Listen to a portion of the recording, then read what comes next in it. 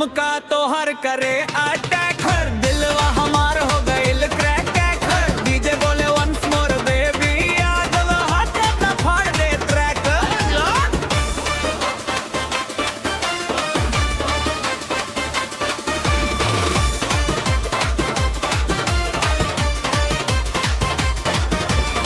लाल चुनरिया उड़ेला हवा में, दिलवा फंस गइल तोहरे अदा में। स्टेज पे जब तू एंट्री मार सर, पूरा क्राउड डूबे नशा में। आखिया तो हर फुल शराब, दिलवा हो गइल नवाबी जान। बीट पड़ता तू झूम चालू, बाकी सब लागे खराबी। झुमका चमके डिस्को लाइट, तू लागस प्योर डायनामाइट। यही बेस जब ड्रॉप होला तब नाचे हो नाइट।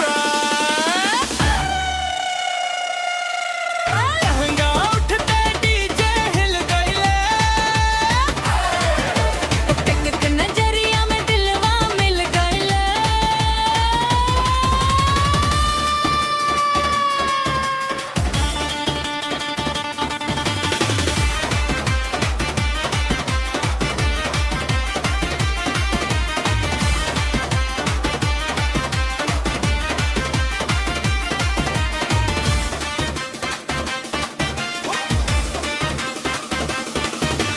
हाई हिल में जब तू आव सहारे, दिलवा में स्पार्क जगा जावस।